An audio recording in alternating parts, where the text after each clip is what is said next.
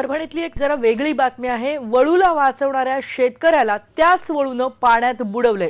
धक्कादायक अशी बातमी आहे। आपण दृश्य बघू शकतो।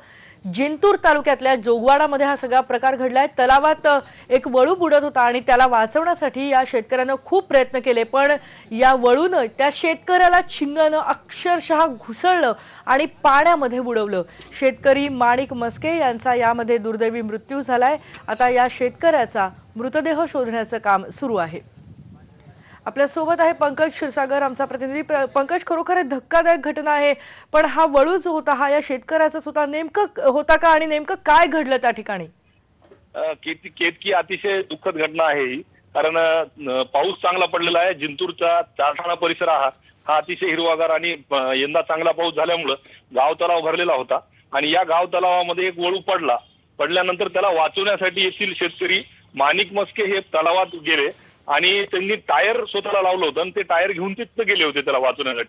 मात्र त्या वळूनं त्यांना आज अक्षरशः खुंदळलं तिथं पाण्यामध्ये आणि खुंदळल्यानंतर खाली किती फूट खाली नेलं हे कोणालाच कळायला मार्ग नाही आणि त्याच्यामध्ये त्यांचा मृत्यू झाला। ही बाब काही शेतकऱ्यांनी पाहिली आणि आरडाओरडा केल्यानंतर मग त्या ठिकाणी पोलीस आले आणि सगळी यंत्रणा आली।